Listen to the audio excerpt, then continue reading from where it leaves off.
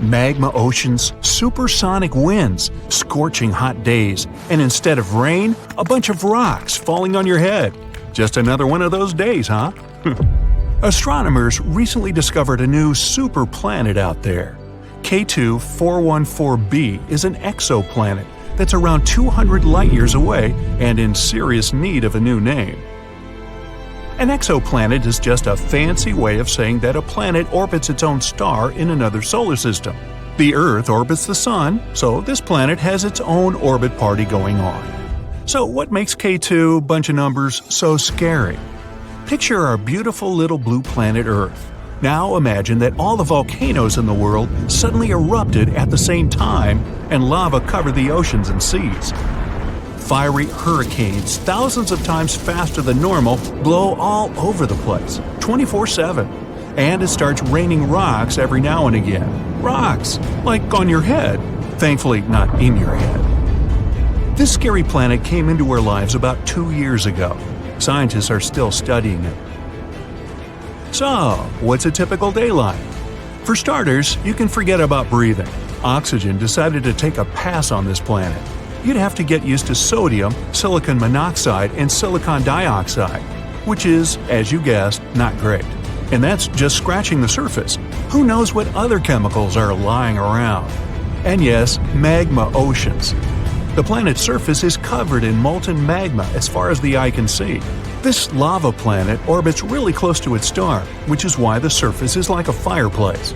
The closest planets to our Sun are Mercury and Venus, but this planet's even closer. And what's even more weird is that half the planet is in constant daytime, the other half night. It's tidal locked, just like our moon is. No matter how long you stare at it, you'll never see the other side. That's why the all-day, everyday scorching fiery side is so hot and overflowing with magma oceans, while the other side's in a constant state of deep freeze. If the magma doesn't burn you, you've still got big problems, and please don't look up, it's raining rocks. On Earth, water turns to steam, rises up, becomes clouds, cools, and falls as rain. Over there, on planet Fireball, it's exactly the same, except for it's rocks, people. The planet's so hot, it vaporizes rocks. Oh, and don't forget the supersonic winds with speeds up to 3,000 miles per hour. Imagine your hat getting blown off your head at 5 times faster than an airplane. The strongest wind on Earth was the tropical cyclone Olivia that hit Australia. It was blowing at 250 miles per hour. Now imagine 12 times that. On the sunny side of the planet, you're looking at a roasting 5,000 degrees. The hottest it ever got on Earth's surface was in California, 135 degrees. It's pretty common for it to get near that temperature in the Sahara Desert, but that kind of heat's not exactly enough to make rocks evaporate. If you grew up near a desert, you already know how dry and hot it always is. But did you know that deserts can reach freezing temperatures? A desert, by definition, is a large area with little or no rainfall. That means no water vapor to keep the temperatures from going insane. In the daytime, the sun heats up the desert like an oven. But when the sun sets, the heat packs up and heads home, and it can get really cold. Some deserts have even reached minus 40 degrees at night. But wait, shouldn't deserts have snow if it's that cold? Well, some deserts have had a bit of snow here and there, but because there's no water vapor, there can't be that much snow. Just dry, freezing, sandy Sahara nights. Now, the Sahara Desert's actually not the largest desert on Earth. It's Antarctica. 5 million square miles of icy dryness, almost no people, and a whole bunch of cute penguins. Penguins technically live in a desert.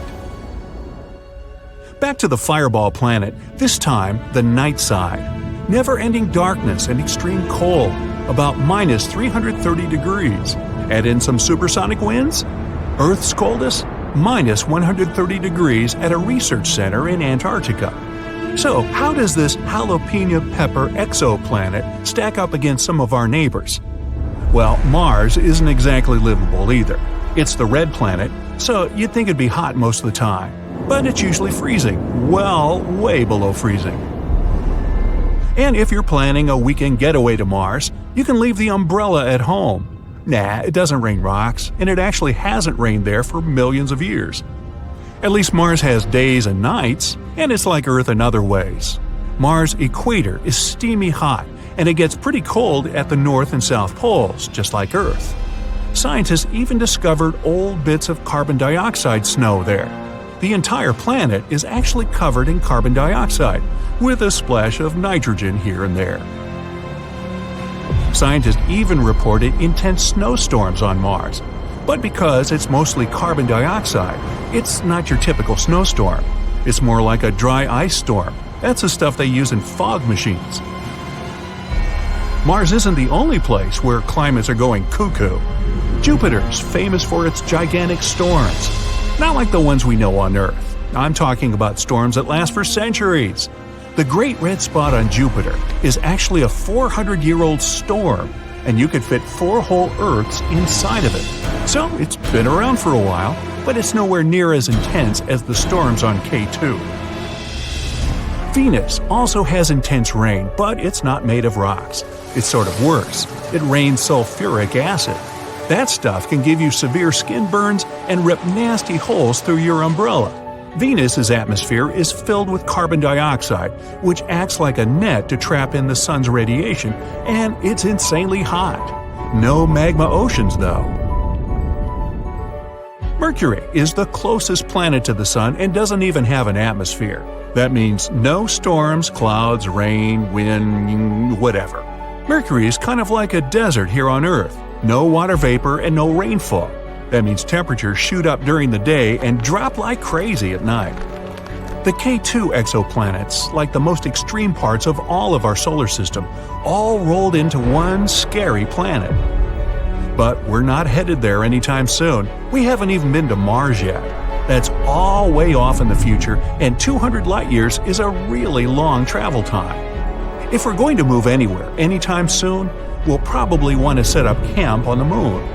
No magma oceans, no warp speed winds, nice temperatures. So, where would we even start?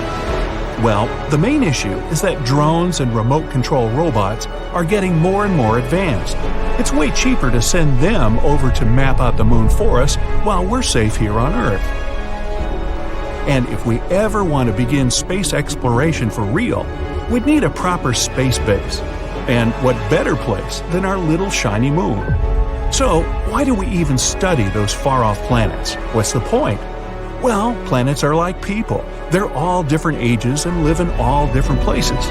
The more of them we study, the more we can understand why there's life, aka us, on Earth and not on any other planet so far. When we see crazy new planets, we get crazy new ideas, which can turn into awesome inventions that make our lives easier. Even just going into space gives us new ideas.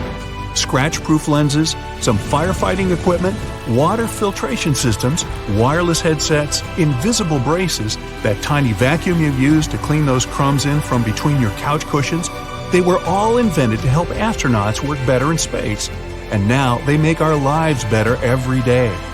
Maybe we'll figure out a new energy source someday, thanks to a far-off planet or star. Or we might discover a new compound that will make our buildings stronger or more energy efficient.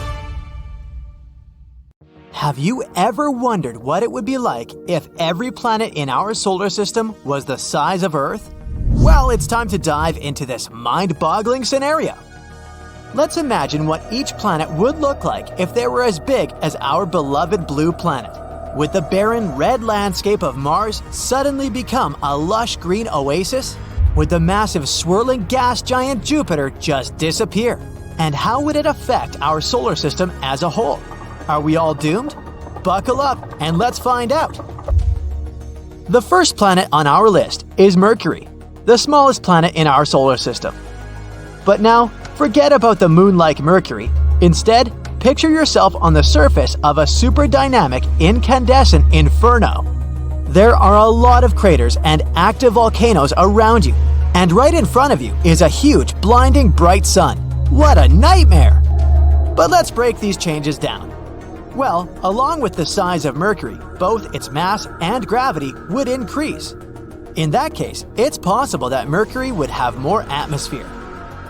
Temperatures on Mercury are extreme. not only because it's very close to the sun, but also because of its very thin atmosphere. So during the day, the temperatures there reach 800 degrees Fahrenheit, and at night, it becomes terrifyingly cold, down to negative 290 degrees Fahrenheit. But now, when the gravity is stronger, Mercury could have a denser atmosphere, so the heat would be better distributed across the planet. And the atmosphere isn't the only thing that could make it hotter.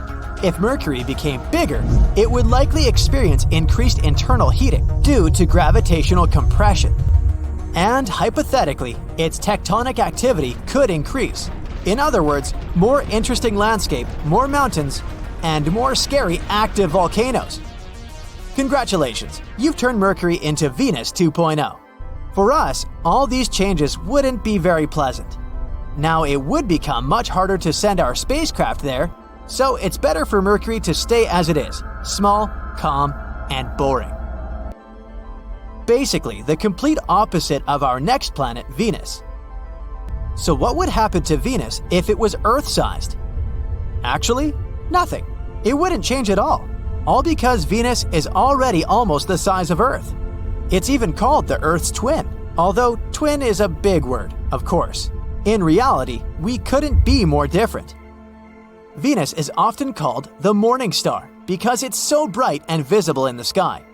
But don't let its beauty fool you. This planet is one of the most inhospitable places in our solar system. Its surface is hotter than a freshly baked pizza, around 900 degrees Fahrenheit, and it's covered in thick clouds of sulfuric acid that would dissolve any human who tried to visit. So, unfortunately, you won't be planning any trips there anytime soon. So let's move on to a planet that, unlike Venus, could potentially become a new home for us, Mars.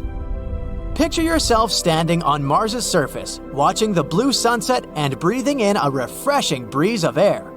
Yes, you read that right, air. Moreover, you could be surrounded by plants, animals, and basically feel like you're on Earth. But how is that possible? Bigger Mars would have a stronger magnetic field and gravity. This would lead to a richer and denser atmosphere. It would likely have a wider range of gases, including oxygen. Wouldn't that be cool? Also, a denser atmosphere could distribute heat across the planet, so Mars would become much warmer and cozier. And here comes the most important change: liquid water.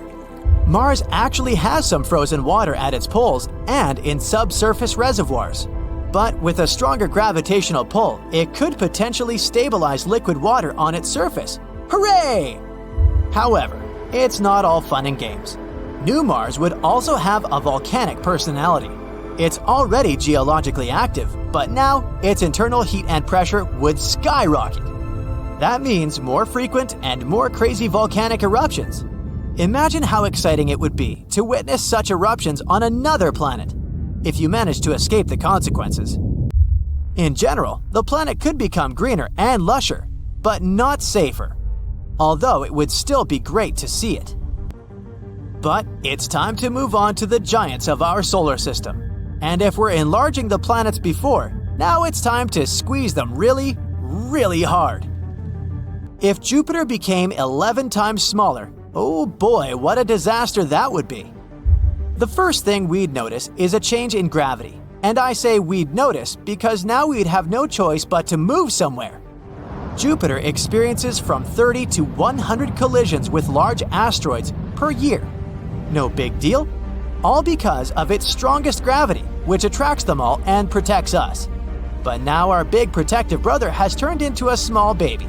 Say hi to a bunch of asteroids. Oh, and say bye-bye to Jupiter. This planet is known for its thick, swirling atmosphere. But with a weaker gravitational pull, Jupiter would probably have a hard time holding on to it. So over time, it would slowly escape into space, leaving behind a thin atmosphere composed mainly of nitrogen and oxygen. We'll also have to bid farewell to the iconic appearance of another giant, Saturn. The most noticeable difference would be the disappearance of its famous rings. Made up of small particles of ice and rock, the rings are a unique feature of Saturn. But with Earth's gravity, they would either fall onto the planet or scatter into space. Bummer. Saturn is also a gas giant, just like Jupiter. Its atmosphere is made up of mostly hydrogen and helium. But if it were Earth-sized, its gases would be compressed due to the increased gravity. This would make it much denser. That means Saturn's overall size and shape would change. Theoretically, if we squeeze Saturn hard, it could potentially become a brown dwarf. It's a type of failed star that lacks the mass to sustain nuclear fusion, but emits heat and light. So, Saturn could stop being a planet altogether. The weather on it would probably have changed too. All its crazy storms, such as the famous hexagonal storm at its North Pole, would have become weaker and calmer. The next giant is Uranus. Let's try to compress this poor fella. First off, the surface gravity on Uranus would be much weaker than it is now. Its atmosphere might also change. If Uranus was smaller, it could have a thinner atmosphere and different gases altogether. This planet is pretty chilly, with an average temperature of -353 degrees Fahrenheit. Ugh. But if it was the size of Earth, it might actually warm up a bit due to its reduced volume to surface area ratio. Don't get too excited though, it would still be way colder than the coldest spots on Earth. As you can see, gas giants don't easily go through all this shrinking, except perhaps one of them. Surprisingly, small Neptune would become much friendlier. For starters, it would probably be a rocky planet with a tiny atmosphere. That means no more gas giant, but instead, a planet that's easier for humans and critters alike to live and move around on. Speaking of movement, because of the smaller size, the gravity on this new Neptune would be almost the same as Earth's, making it a heck of a lot easier to walk and jump around. No more floating away into space. Now, the atmosphere of the original Neptune is so thick you could barely see your hand in front of your face. And the surface pressure is about 100 times that of Earth's atmosphere. But our new Neptune would be much different, with a much thinner and less dense atmosphere. It would still have some methane, water, and ammonia in it, but nowhere near as much as before. Finally, the temperature. The current Neptune is freezing, with an average temperature of about -370 degrees Fahrenheit. But if it was the same size as Earth, it would likely be much warmer, just like Uranus. Ah, that's more like it. What a planet that would be. That's it for the changes in the planets. But what would happen to the entire solar system if we made all the planets so small? It's hard to predict, but it's clear that their gravity and orbits could change a lot. It's unlikely that any of them would have flown into outer space, or crashed into each other, or something like that. But many of their orbits would probably become quite unstable, and the number of collisions with asteroids would have increased significantly. Of course, all this is purely speculation. It's not like we can actually test all this. But it's still a pretty interesting thought experiment, and it makes you appreciate just how unique and special our solar system really is. As scientists continue to explore the vast expanse of the universe, they've made some incredible discoveries that have left them with more questions than answers. From a scorching super-Earth to a football-shaped world, the exoplanet discoveries of 2022 are truly out of this world. So hold on tight, the future of exoplanet discoveries is looking brighter than ever. Number 1. New type of exoplanets. Red dwarfs make up over 70% of all stars in space. So, in September of 2022, scientists decided to take a closer look at the small worlds orbiting them. What they found was amazing. New type of exoplanets that were made of half rock and half water, either in liquid or ice form.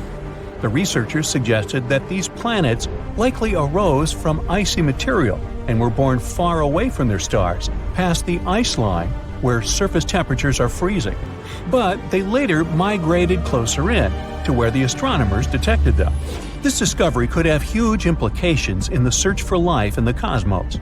Though these planets are loaded with water, they might not be covered in oceans. Who knows? Maybe one of them will be the next Earth 2.0. Number 2. Jupiter-sized world.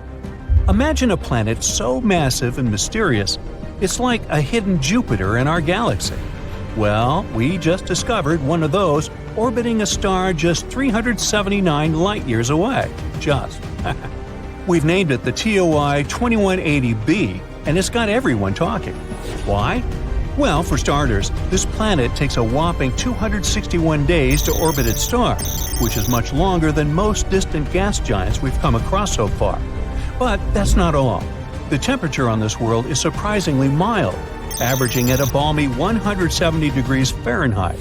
For comparison, the temperature on Jupiter and Saturn is around minus 280 degrees. It's like a bridge between the giant exoplanets we've found and our Jupiter. But the question remains, how did this planet get to be so different? Scientists are still trying to figure that out. Let's hope that we get some answers soon. Number 3. The Hulk Planet. This world is a place where the surface is covered in molten magma, and the year lasts just half a day. Welcome to TOI 1075b, an exoplanet that's been dubbed the planet Hulk by scientists. Located 200 light-years away, this super-Earth is one of the most massive ever discovered. Its proximity to its parent star causes its surface to reach scorching temperatures of 1922 degrees. It's so hot that any form of water would evaporate instantly, and the air would be filled with vaporized rock. But it's not just the heat that's impressive, it's also its size. TOI 1075b is nearly 10 times the mass of Earth, making it one of the most massive super-Earths ever discovered. But the mystery doesn't stop there. The planet's orbit takes just 14.5 hours, making it one of the shortest orbital periods ever recorded for a planet of its size. What an exciting addition to our catalog! Number 4. 3 doomed planets. Astronomers made a shocking discovery of 3 planets that are circling in a dangerous dance next to the slowly fading stars. Just a decade ago, scientists never even imagined such planets could exist. These gas giant planets, similar in size to Jupiter, orbit way too close to their slowly fading stars. They're basically walking on the edge. Take one of them, for example, dubbed TOI 2337b. Its orbit will likely send it hurtling straight into the fiery arms of its host star in less than 1 million years. Well, I won't be around then. As these stars enter their final days, they're pulling in nearby planets like a black hole, altering their orbits and potentially causing catastrophic collisions. And as these planets get closer to their stars, their atmospheres heat up and swell, leading to some mind-boggling differences in density. But despite the doom and gloom, studying these worlds could give us valuable insights into the evolution of our own solar system. Number 5. Planet with a barium's atmosphere. These are 2 hot blazing planets, each with an atmosphere made of the heaviest element ever found in an exoplanet, barium. These planets, known as WASP-76b and WASP-121b, are ultra-hot gas giants called superjupiters that orbit incredibly close to their stars. These planets are basically like giant balls of fire, with one side facing the star, cooking at temperatures hot enough to vaporize iron and other metals. But as the hot iron vapor is blown into the planet's cooler night side, it turns into liquid and falls as iron rain. And these planets held a special surprise for us. Barium is a heavy metal, about 2.5 times as heavy as iron. And yet, scientists were able to detect it in the upper layers of these planets' atmospheres. This is truly a mystery, and a puzzle we're still trying to solve. Imagine landing on a planet like this and looking at this rain of iron and the heavy barium in its skies. That would be awesomely horrifying. Number 6. The Football Planet. Get ready to have your mind blown, space enthusiasts, because we've just discovered the ultimate football-shaped planet, and it's unlike anything we've ever seen before. Meet WASP-103b, the ultra-hot exoplanet that's more than 1,000 light-years away from Earth. This gas giant is so close to its parent star that its shape is being stretched by the intense gravitational forces. But this isn't just a fun shapeshifter. It's also a valuable scientific discovery. By studying the planet's passes across its star, we were able to measure its deformation for the first time ever. It's like taking a snapshot of a planet in motion, and it's giving us insights into the extreme conditions that these planets can endure. This is truly a great discovery. Number 7. A zodiacal light. Are you ready for a cosmic ghost story? Scientists and high school students in China have uncovered a spooky phenomenon on 3 distant exoplanets. It's called zodiacal light, a glow that's similar to the one seen here on Earth during sunset. But this isn't just some eerie light show. It could hold clues about the makeup of these potentially habitable worlds. Imagine watching the sunset from a dark spot on Earth, and instead of darkness, a triangle of light appears. That's zodiacal light. It's caused by sunlight reflecting off dust particles that fill the solar system, the remains of asteroids and comets. A team of researchers analyzed 47 potential habitable exoplanets named Kepler 69c, Kepler 1229b, and Kepler 395c, all super-Earths, had signs of this light. This discovery is more than just a spooky phenomenon. It could reveal information about the presence of asteroids and comets in these exoplanet systems, which could be difficult to detect otherwise. So that's pretty neat. Number 8. A planet with silicate clouds. Introducing VHS 1259b, not a home video recording system, but a strange and exotic world shrouded in mystery and wonder. A place where the clouds are made of sand and the sky is forever red. This isn't the stuff of science fiction, but a real-life discovery made by the brilliant minds at NASA. This is a brown dwarf exoplanet that's making waves in the astronomical community. It's way too massive for a planet, nearly 20 times the size of Jupiter, but it's not quite a star. It's something in between, a cosmic enigma that defies definition. But what's really crazy about VHS 1256b is its atmosphere. Scientists have discovered that this strange world is cloaked in thick clouds of silicate grains, similar to sand. It's the first time this kind of cloud has ever been detected on an exoplanet, and it's a discovery that's sure to change the way we think about the universe and the possibilities of life beyond our world. And there you have it, folks. The year 2022 was filled with incredible discoveries and groundbreaking findings in the world of exoplanets. But this is just the beginning, as scientists and researchers continue to explore the vast expanse of space. We can only imagine what other wonders await us. So, let's keep looking. Who knows what secrets the stars hold for us next? A black hole is an eerie place where those laws of physics we studied at school stop working. If a massive star runs out of its fuel, it sometimes becomes super dense and buckles under its own weight, collapsing inward and bringing space-time along. As a result, the gravitational field of this new object gets so strong that nothing can escape it, not even light. That's how a black hole is born. The black holes closest to our planet are called Gaia BH1 and Gaia BH2. They were discovered thanks to the data collected by the European Space Agency's Gaia spacecraft, hence their names. Both are about 9 to 10 times more massive than our Sun and are located a mere 1,560 and 3,800 light-years away, respectively. In cosmic terms, they're situated in Earth's backyard. And there's something seriously wrong about these black holes. So, should you pack your emergency bag? Let's find out. The remarkably close black holes are likely to represent a previously unknown category of these mysterious objects. What sets them apart from others is that they're orbited by stars at much greater distances than scientists have observed previously in other black hole companion star pairings. Normal black hole companion star systems are known as X-ray binaries. They are usually bright in radio and high-energy X-ray emissions.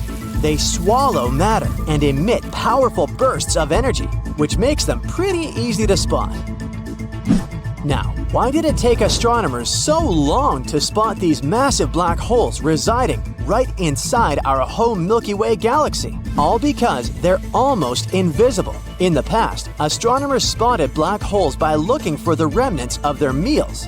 The thing is that when a star or even a cloud of interstellar gas is pulled into a black hole, it leaves behind a trail of electromagnetic radiation. And scientists use it to detect the presence of a black hole. But unlike other holes discovered before, Gaia BH1 and BH2 are pitch black. They don't seem to be snacking on anything at the moment. This makes them inactive, or dormant. So astronomers had to use another method. They tracked the movement of two companion stars orbiting these cosmic monsters.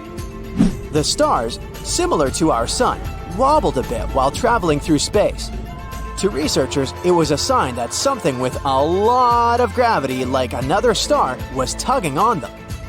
Interestingly, when they examined the area with the help of telescopes, they didn't find anything emitting radiation, so the whole situation only made sense if there was a black hole involved in the process.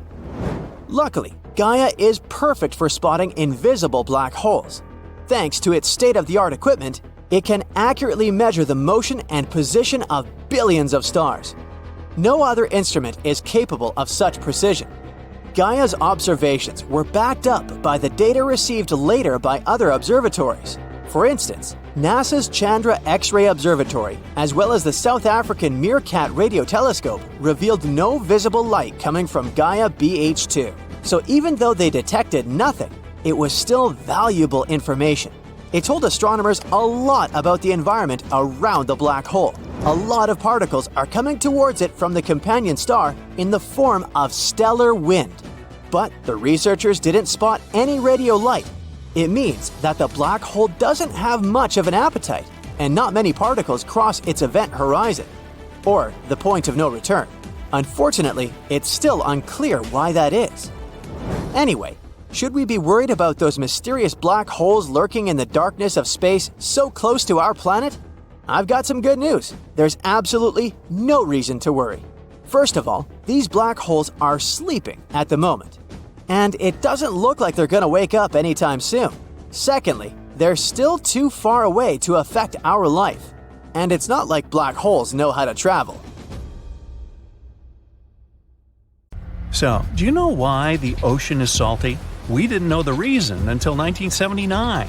The whole planet is covered with ocean, and we had no idea where all that salt comes from.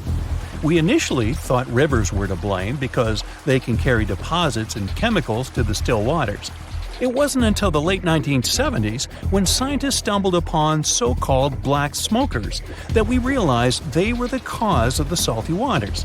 They are, in fact, geothermal vents located along the mid-ocean ridge. They were generated from sediments of iron sulfide from deep within the Earth's core. Okay, remember dinosaurs? I don't. I wasn't around then. But they disappeared a long time ago. Yet how that happened was still up for debate within the scientific community for a very long time. Up until 1991, no less, the year the Chicxulub crater was discovered. That's a big hole located underneath the Yucatan Peninsula in Mexico. Many claim it was formed when a giant asteroid crashed on Earth. The oldest material ever found on our planet turns out to be older than our entire solar system. The Murchison meteorite plopped into Australia back in September 1969. But we made this staggering discovery after a newer analysis of its debris was done only in 2020. Did you know that there is a coral skyscraper hidden underneath the ocean, and we had no idea? Only in 2020, a team of Australian scientists stumbled upon it when mapping the northern Great Barrier Reef. It's 1,640 feet tall, which, if you think about it, makes it taller than the Empire State Building, and no elevators. Do you know how mountains appeared? We didn't know that until 1966, and that also concerns earthquakes and volcanoes. Just think about it. We sent men into space before we even understood how and why the Earth under our feet started moving now and then. Only in 1966, a scientist named J. Tuzo Wilson published a piece in the journal Nature in which he explained that continents and oceans are constantly moving. He also wrote about tectonic activity, meaning things like earthquakes and how mountains rose from the Earth's surface. Until 2021, we hadn't mapped out a full human genome sequence. The concept of DNA was first presented by a Swiss scientist back in 1869. But specialists remained partially in the dark as to DNA's physical structure until Rosalind Franklin and Raymond Gosling took pictures of it and found it looked like two twisting strands. Ever wonder what the largest living organism in the world was? For a long time, scientists did too, because they only stumbled upon it in 2000. It's a fungus that lives 3 feet underground, but is estimated to spread across 2,200 acres. Located in the Malheur National Forest in the Blue Mountains of eastern Oregon, it's named the honey mushroom.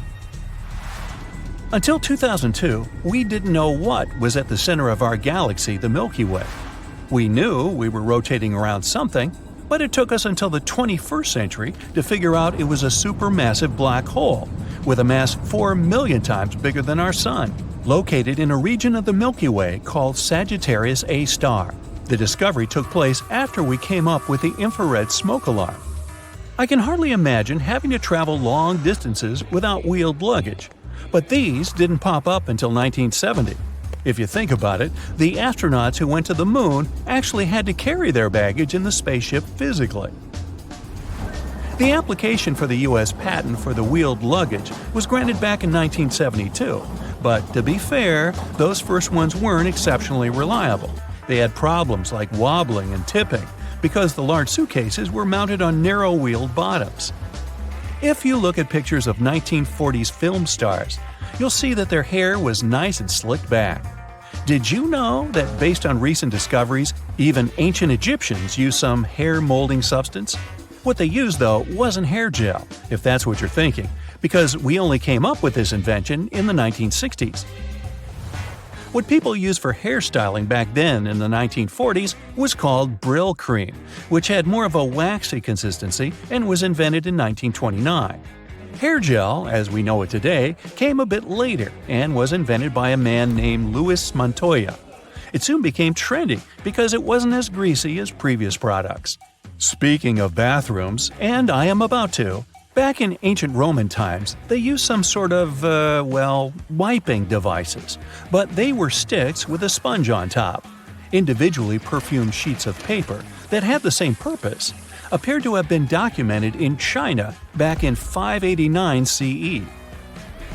However, in the U.S., medicated paper for the water closet was marketed in the late 1850s, but the soft and comfortable variant of toilet paper was commercialized only in the 1930s, with the added bonus of being completely splinter-free. And I think we can all appreciate that. This one may not seem so recent, but hear me out. Modern research revealed that Saturn's rings are less than 100 million years old or so. That may seem like a lot, but if you think that the solar system formed about 4.5 billion years ago, it does shift your perception a bit, right? There are species of sharks on Earth that have been around in our waters 4 times longer than Saturn's rings. We figured this out using recent data regarding the mass of Saturn's rings and their ratio of dust and ice. With many of us resorting to e-commerce more and more these days, it's challenging to look at the traditional supermarket as some revolutionary invention. But we didn't have these for as long as you'd think either. Do you know how the first supermarket appeared? Well, back in 1916, a shop owner named Clarence Saunders needed a solution to make his job less labor-intensive, since shopping around then meant he had to pick out all the products from the aisles and even deliver them to customers. So he thought about a new shop layout with a turnstile entry. People had to browse the shop in a single direction. He also made sure they were passing by all the available products. Customers could pick their items themselves and had to take their produce home. The shop owner could lower his prices with added efficiency, since he needed fewer people to run the business. Did you know there's still a state in the U.S. where wearing a seatbelt isn't mandatory? Historically, using a seatbelt was voluntary, but people being the way they were, safety needed some enforcement. The state of New York was the first one to pass a law that enforced seatbelt wearing while driving, but only on December 1, 1984. Still, to this day in New Hampshire, there are no laws on the matter. The modern can opener, the one with a spinning wheel, was first introduced to the market in 1870.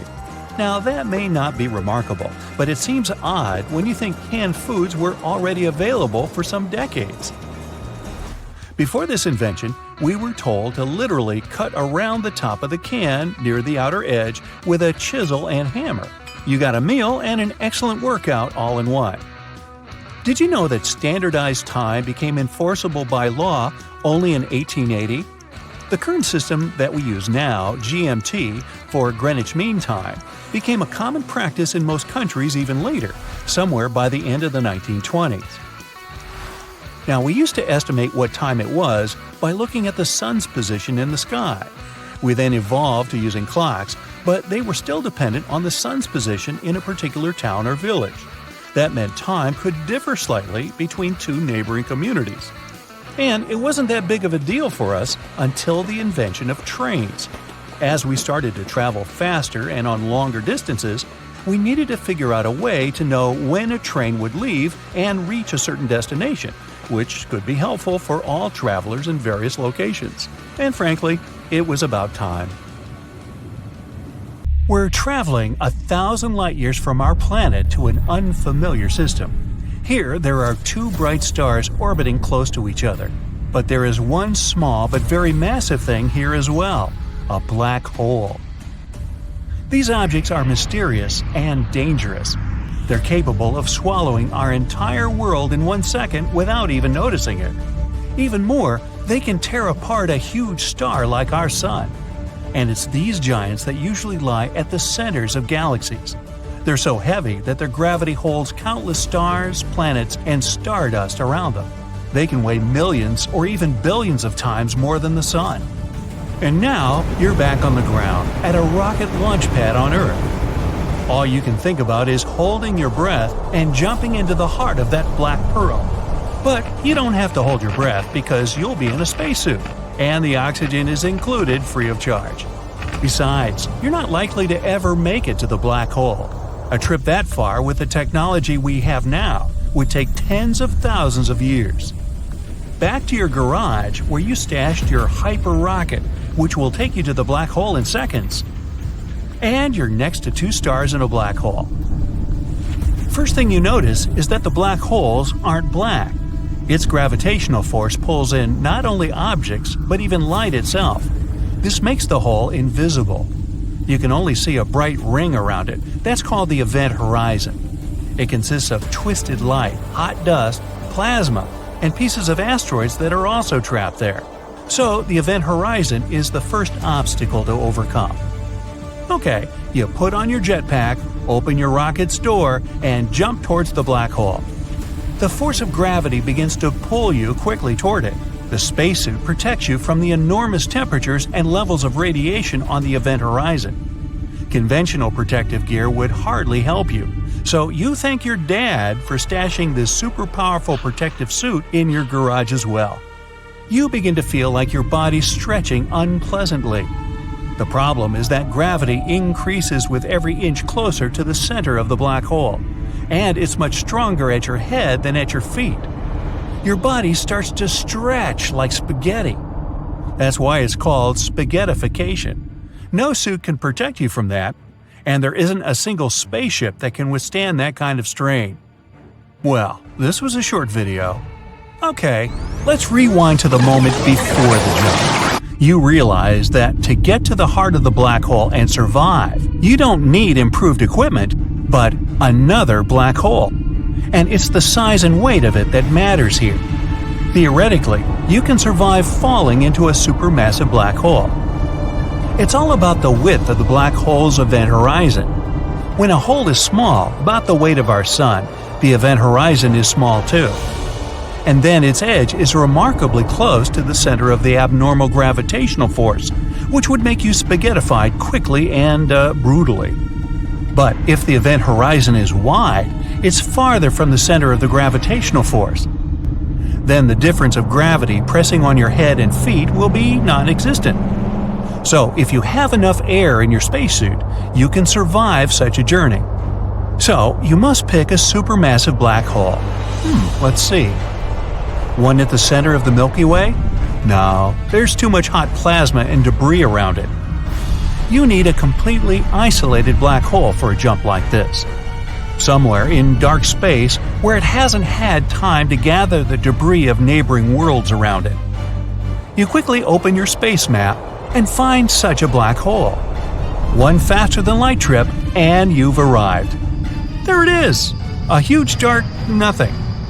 There's only distorted light from distant stars and galaxies on its event horizon. To test your theory, you throw a mannequin into it. It approaches the black hole and then slows to a standstill. But it's just an illusion. The black hole is so heavy it can warp both space and time.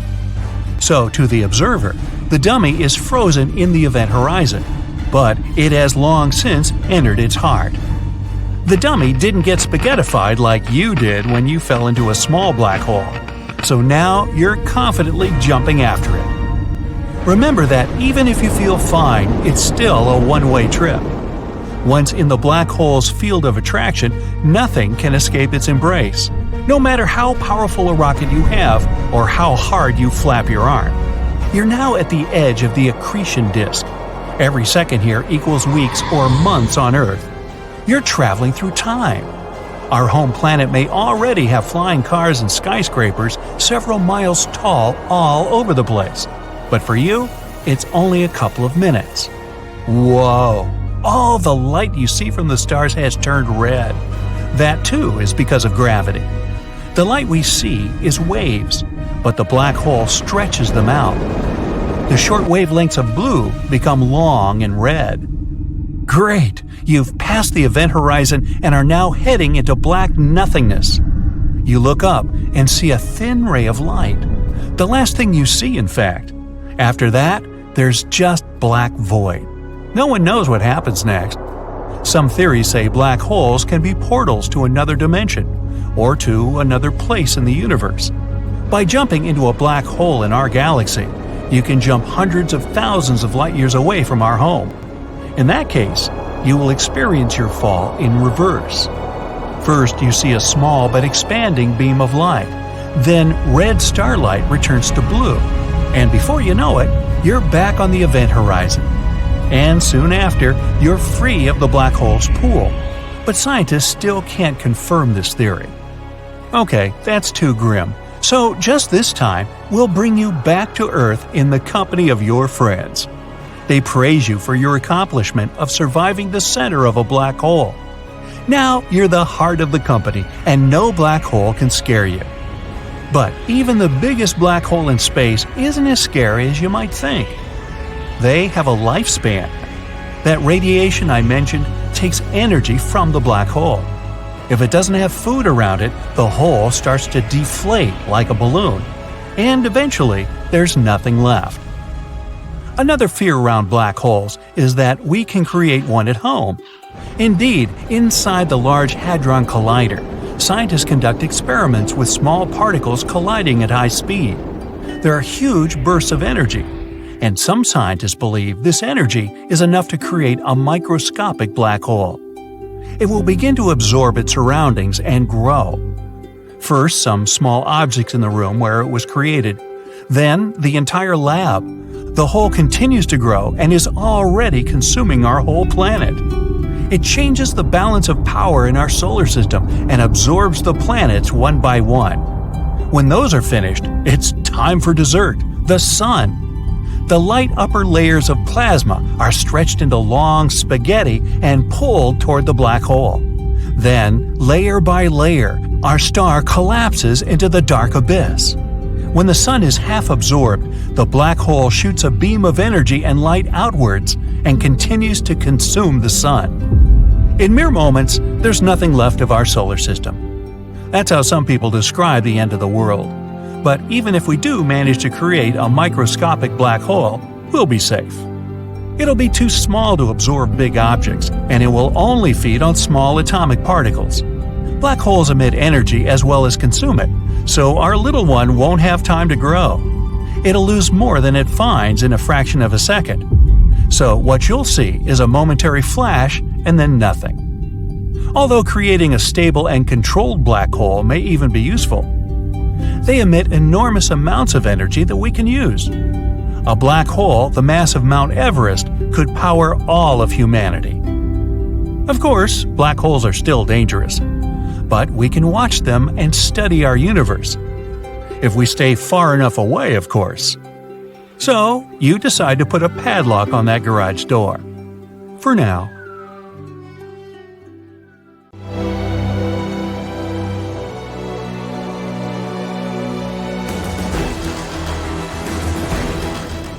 dozens of spacecraft and hundreds of probes take off from Earth and head for our planet's twin sister, Venus. It's about the same size as the Earth and has around 80% of our planet's mass. The temperatures here are too high for humans, and it doesn't have the air we're used to breathing. But we went there because scientists recently found traces of phosphine gas, which suggests that life might be there. Phosphine comes from various microbes and bacteria, so humanity goes on this journey to discover this life. With our technology, a flight to Venus would take 3.5 to 6.5 months, but we finally made it. Spaceships are landing on the planet, and when the first humans come to the surface, they see heat-scorched deserts, lava lakes, and geysers of poisonous acid. And that's it. Scientists miscalculated the radio telescope data. Phosphine never existed on Venus. So we're going back to the rockets, and we're getting ready for a longer trip across our galaxy. The scientists believe that there's at least 36 civilizations in the Milky Way that are similar to ours. They could be living organisms completely different from us. They may have different bodies, different eyes. They may walk and talk in a very different way than we do. But an advanced civilization has several criteria: technological progress and the use of developed communication between individuals. So, these civilizations must explore space, build cities, and be able to communicate with each other as independent species. Let's look at our galaxy and find these civilized worlds. So, the Milky Way is a spiral of 100,000 light years from side to side. If a star is born at one end of it in a super powerful blast, the light from that event won't even reach the other end until 100,000 years later. There's about 100 billion stars, and near each of them, there may be worlds similar to our solar system. Let's try to find these habitable worlds using giant sieves. First, we look for stars that have a lot of iron. Such stars burn at the perfect temperature for the development of life. And the iron in the star system will help form the cores of planets that will be home to another civilization. We sift the Milky Way through our sieve. We see that there are too many stars that fit the description, so we need another filter. Now let's find stars that look like the Sun in this pile. The star must be about 100 times larger than the Earth and 333,000 times heavier. An important criterion is the age of the star. When a star gets old, it begins to expand and turns into a red giant. At this time, it can absorb the planets around it. The life of such a star can end with a huge blast that destroys everything around it. So the star we're looking for must be relatively young. Let's use our sieve again. There's fewer stars, but still that's a lot. Now let's focus on the planets. They should be in the habitable zone of the star. Not too close to a star because then the temperature would be too high for life to be born. And not too far away. Then the planet would just be an ice block with nothing living on it. The temperature of the planet must allow the water to remain liquid. Another filter is the age of the candidate planet. It takes time for an advanced civilization to develop. Based on the experience of Earth, scientists believe that it takes at least 4.5 billion years for any life form to evolve to the human level. So we're looking for planets similar to Earth or older. We use our sieve one last time, and voila! We have 36 worlds where an advanced civilization is possible. Scientists conducted this study and published it in April 2020, based on these very criteria. All that's left is to discover these civilizations and make the first contact. We can detect such a civilization by using radio waves that come from it. Suppose there's a planet A with primitive living organisms on it. Millions of years of evolution, and they'll become a civilization with advanced technology. Radio waves will be the way they communicate. Then the whole planet will emit radio waves like a star emits light. And here on Earth, we'll be able to pick up this signal with antennas pointed into space. But there's a problem with the distance between the planets. For example, planet A is 1,000 light years away from the Earth. When planet A starts emitting radio waves, these signals won't reach us until 10 centuries later. We learned to emit and receive radio waves in 1895. And if the civilization on planet A emitted a radio signal at the same time, we won't be able to pick up that signal until 2895. It'll be the same on planet A. We sent a message in the form of a radio signal into space in 1974. In this signal, we encoded our number system, human DNA, and information about our solar system. If there's an advanced civilization on planet A, they'll be able to receive this signal only in 2974. And we'd have to wait another millennium to get a response from them. Another problem with radio waves is that they don't look like a constant glow on the planet, but like a flare. Radio waves are only used at a certain stage of civilization. At first, it's the primary method of communication, but then we begin to use cell phones, cable TV, and fiber optics. And as technology advances further, our radio wave light begins to fade out. So we only have about 100 years of active radio use by civilization to find it. One day we caught a strange radio signal of an unknown origin. Its characteristics suggested that the signal was created artificially, perhaps by an outer space civilization or a passing starship. Further searches for this signal given no results, and this gave rise to many theories and arguments as to what it really was. It could have been a signal from Earth that reflected off a satellite flying through the sky, or it could have been the traces of a comet a few light years away. But let's assume it was a civilization from outer space, one of those 36 that probably exist. Now we need to make contact with them. So we throw our luggage into a rocket and head out in the direction of our suspected planet. Our rockets can fly at 17,600 miles per hour. That means a rocket could cross the entire United States in just 8 minutes. But even if an advanced civilization lived near our closest star, Proxima Centauri, it would take us about 73,000 years to get there. Even at the speed of light, it would take 4.2 years. So we need to solve the problem of space travel. Our scientists plan to reach about a quarter of the speed of light with a laser. A powerful laser beam from Earth will push a microscopic probe in the right direction. This probe could reach our destination in about 17 years. And in another 4 years, when the signal from it reaches Earth, we'll know if there's an advanced civilization.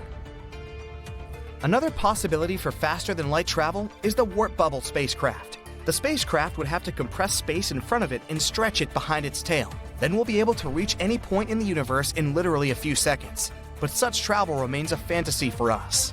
Perhaps we can get to different corners of the universe through wormholes. They're shortcuts similar to tunnels, but there's one problem. These wormholes might be inside black holes. They're the most mysterious objects in the universe. They're so heavy that even light can't escape their trap. Our spaceships wouldn't stand the tension either.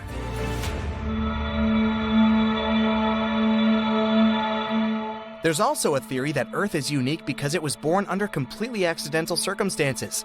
4.5 billion years ago, our planet was a block of lava that began to cool and solidify, but its tranquility was broken by an asteroid the size of an entire planet flying by. The collision occurred at such an angle that the Earth was not completely destroyed, but part of the asteroid remained in our orbit. A heavy rock near our planet stabilized Earth's rotation, and the gravitational interaction with the giant debris caused our core to heat up. In addition, the asteroid brought a lot of water to Earth. Such a collision is extremely unlikely. It's like winning the lottery, many times in a row. But so far, we have no reason to believe life in outer space exists. Just as we have no reason to believe that there's no advanced civilizations in the universe, except for ours. A powerful burst of gamma radiation lasted a mere half second, but it released an enormous amount of energy. It was more than our sun would produce in 10 billion years. This brief flash lit up the whole sky. Afterward, a much softer and more long-lasting glow replaced it. Astronomers examined the phenomenon with X-ray, radio, optical, and infrared waves. It turned out that people had finally seen a newborn magnetar for the first time ever. It was likely formed after 2 neutron stars had merged. It resulted in a kilonova, one of the brightest and largest stellar blasts. Its light finally reached our planet on May 22, 2020. Imagine a massive star, at least 5 times the mass of our sun, reaching the end of its life. It might be because it's run out of its nuclear fuel. If it happens, the star starts to cool off. The pressure inside drops, and the gravity starts to squeeze inward. And then, more than 1 million times the mass of our planet collapses within 15 seconds. It happens so fast that an enormous shock wave causes the outer part of the star to blow up. It produces a blinding burst of light. This powerful blast is called a supernova. What's left behind is an incredibly dense core with a huge cloud of hot gas, called a nebula, expanding around it. If the star has been massive enough, more than 10 times the size of the sun, it's likely to turn into a black hole. If not, it turns into a neutron star. It's basically a giant nucleus, the central part of an atom. These stars are mostly made up of neutrons and are rarely larger than 20 miles across. For comparison, our sun is almost 865,000 miles across, which is 109 Earths put side by side. But don't let this relatively tiny size fool you. Any neutron star is at least 1.5 times heavier than our Sun and has an intense magnetic field. If you scooped just a teaspoon of this star's insides, this matter would weigh more than 1 billion tons. It's so dense that it makes neutron stars some of the most extreme objects people know about. The next stop is the black hole itself. When two neutron stars merge, they most often create a new, much heavier one. Within milliseconds, or even less, this star collapses into a black hole. But the astronomers who examined the flash of light recorded in March think there might be another outcome. They're almost sure they saw something never observed before: the birth of a magnetar. That's a rare form of a neutron star with an ultra-strong magnetic field. It's 1,000 trillion times stronger than our planets. This field is also so powerful, it heats the star's surface up to 18 million degrees Fahrenheit. To put it simply, magnetars are the most powerful magnets in the universe. Their magnetic fields can seriously mess with the neighborhood. Atoms, unlucky enough to get close to such a star, get stretched into pencil-thin lines. If you somehow found yourself several hundred miles away from a magnetar, it would end badly for you. The magnetic field would first disrupt your bioelectricity. It means that your nerve impulses wouldn't work anymore. Even your molecules would change under the influence of the star's field. In the end, you'd pretty much vanish. If a magnetar flew within 100,000 miles from our planet, it would wipe out all the data on every single credit card in the world. You're driving to your sister's house when all of a sudden the sky changes. The cool weather becomes scorching hot in a matter of minutes. People who were going for casual autumn strolls have now taken off their jackets and are sweating. People who were planning on going for a weekend ski trip have canceled their plans at the last minute to head to the beach. It was sunset, but the sky has become as bright as day. You fish out your sunglasses and continue driving. Nothing seems normal, but people don't seem to care. You put on the radio and hear everyone panicking about the sun. Nothing is cohesive. They're jumbling up their words and saying a gazillion things at the same time. You take out your phone and see what's happening on social media, and it's all the same thing. Nothing is comprehensible. It's just people talking about how the sun is getting closer to the earth. Footsteps are clacking along a quiet hallway.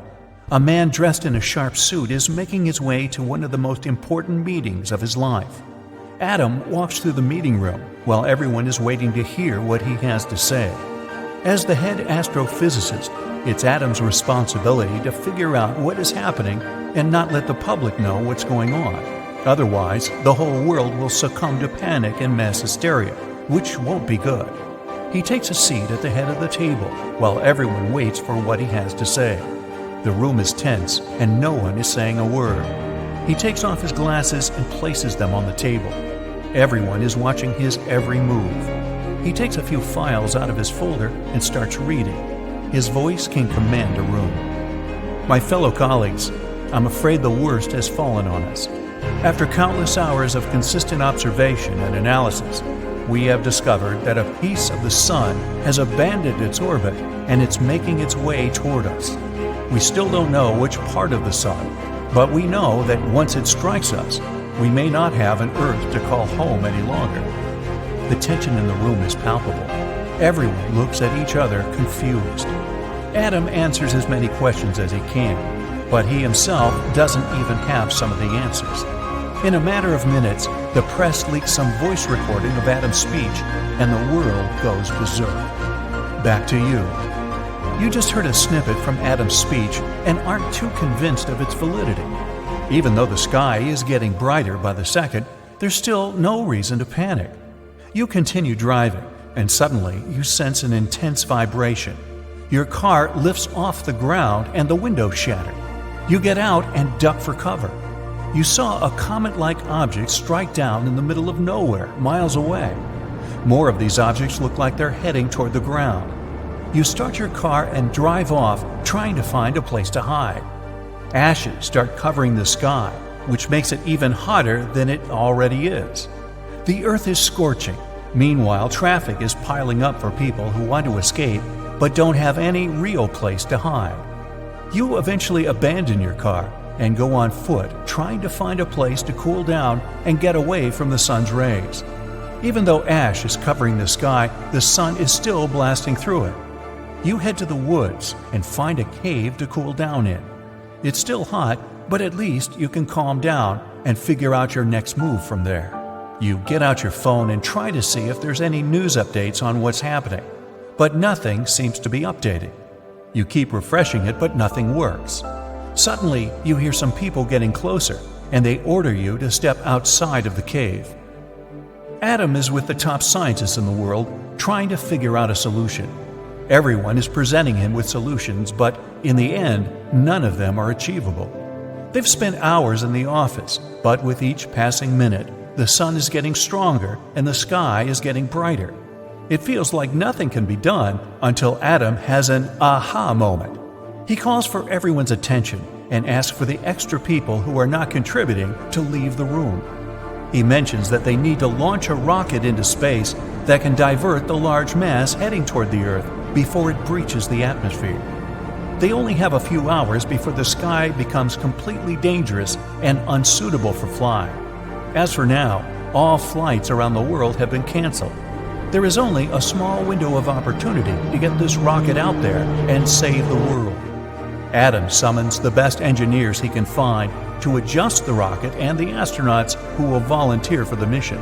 They go into quick basic training and start planning for the next steps.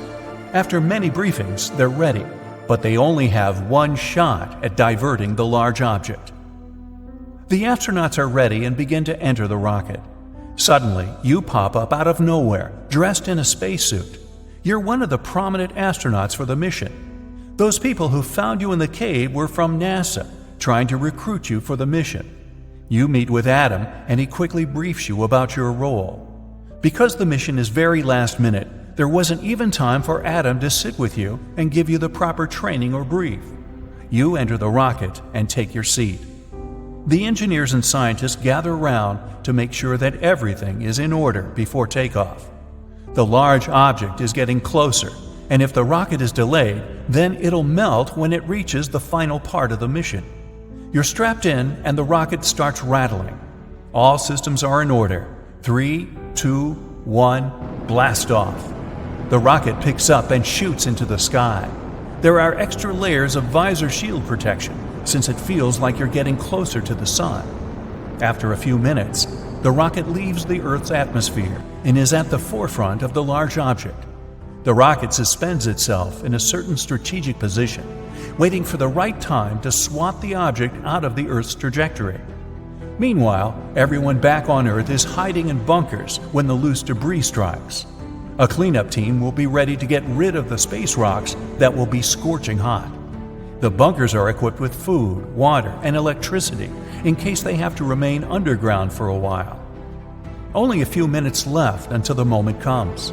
You press a button and get ready to deploy a large spike that's as long as the Statue of Liberty. The spike is kept on a stand that's attached to the rocket.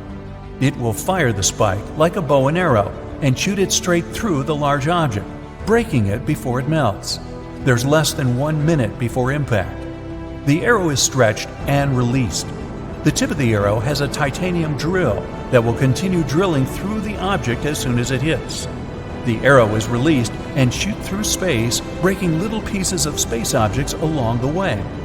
As it speeds through, it finally hits the large object and drills through it. But nothing seems to be happening. The drill is barely getting through the center. Luckily, Adam had already thought of a backup plan. The rocket, still suspended in its spot, fires a laser where the spike is to speed things up. The laser starts melting through to get to the core. The object is getting closer and is speeding up. The object still hasn't broken into pieces yet. Less than 2 minutes until impact, and everyone is running out of options. Adam has one last trick up his sleeve. He orders everyone to evacuate the rocket and move to the backup pods. He wants to put the rocket on a straight collision course with the large object. There's too much confusion. Everyone, including you, quickly heads to the pods and ejects to a safe distance. These pods won't float around in space since they have pressurized air that allows the pods to move in whatever direction the driver wants. Everyone shoots out of the rocket while it goes full speed at the object. They're both going, heading for each other at full speed. There are only a few seconds until impact. The whole world is watching. This rocket is now the only hope there is to save everyone on Earth. The rocket starts melting before impact, and suddenly, a large shockwave ripples through the sky. The rocket was able to break the large object into many pieces. The problem now is the smaller debris falling onto Earth. But since everyone is in bunkers, they're safe. Adam and his colleagues celebrate. You and the rest of the astronauts are safe and make it safely back to Earth. The next phase for everyone on Earth is to rebuild everything that was destroyed. People will have to start everything from scratch, but this is only the beginning of a new chapter in life.